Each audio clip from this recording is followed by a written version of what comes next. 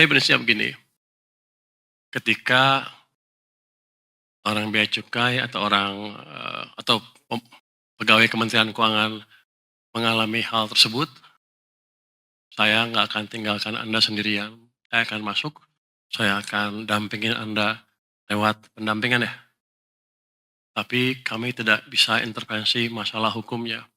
Jadi kalau bapak-bapak mengerjakan hal-hal sesuai aturan, bapak-bapak, ibu-ibu nggak usah takut, kita akan jaga betul. Nggak akan ada pegawai pajak atau bea cukai yang di-abuse, kecuali memang melakukan kesalahan. Saya sih berharapnya tadi akan cepat sekali atau perbaikan yang cepat dan pegawai-pegawai pajak atau bea cukai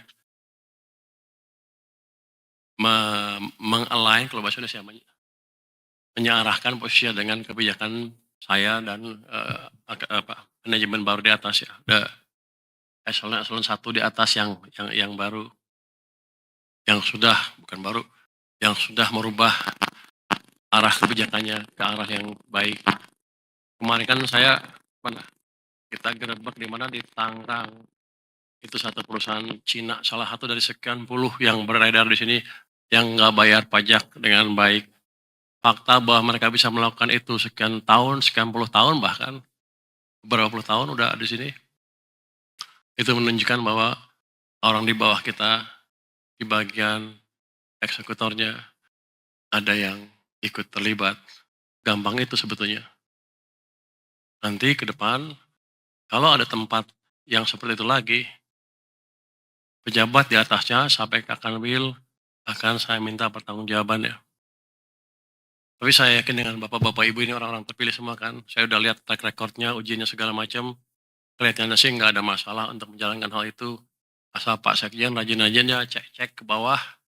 Pak Dirjen juga rajin-rajin. Oh, boleh panggil begitu ya? Pak Sekjen? Oh, udah. Pak Dirjen? Pajak? Oh, gitu ya. Lucu juga ya. Lucu juga. Hah? Dari TN gitu ya? Pak siapa? Pak Dirjen Kaya Negara? Oh, gitu ya. Saya baru tahu, saya udik. Enggak, ini hal yang serius, kita harus bereskan betul.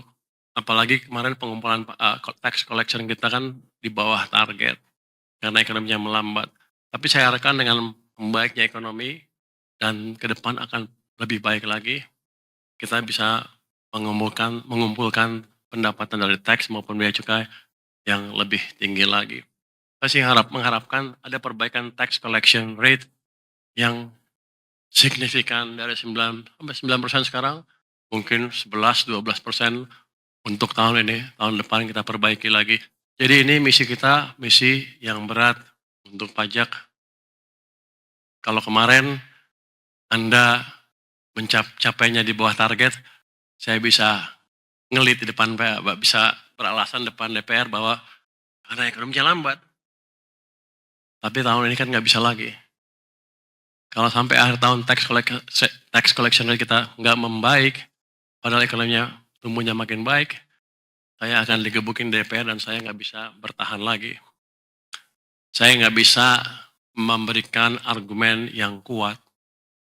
Kalau untuk orang yang seperti saya, orang yang ekonom seperti saya, itu suatu kekalahan yang telak. Pasti setiap malam saya nggak bisa tidur.